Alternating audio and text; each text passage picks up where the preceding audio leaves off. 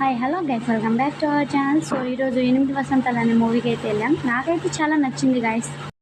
కష్టపడే అమ్మాయిలు పొరపాటున కొంచెం అందంగా ఉన్నా లోకానికి అందం వెనకున్న కళ, కష్టం, కసి, కన్నీళ్లు కనిపించవు.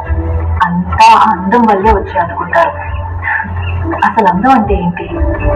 అది రూపము, రంగు, అలంకారము కాదు.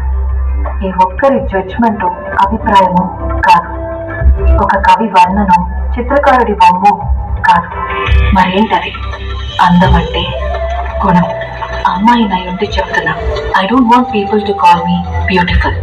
దాని బదులు నీది కష్టపడే తత్వం, నీలో కరుణ ఉండాలి, నీకు ధైర్యం ఎక్కువ, నువ్వు తెలివైన దానివంటే నాకు సంతోషం. Address us by our qualities. MS Subbulakshmi అంటే భక్తి, అందం కాదు. మదర్ తెరెసా అంటే కరుణ, అందం కాదు. ఐన్ ర్యాండ్ అంటే తత్వం, అందం కాదు. సరస్వతి అంటే విద్య, దుర్గా అంటే ధైర్యం, గౌరీ అంటే తపస్సు, లక్ష్మి అంటే శుభం. ఇలా ఏ దేవతనైనా ఆమె క్వాలిటీస్ కోసమే పూజిస్తారు. ఆమె అందం కోసం కాదు. నీ గుణాలే నీ సంతకం ఉంటాయి, నీ అందం కాదు. అందుకే ప్రపంచం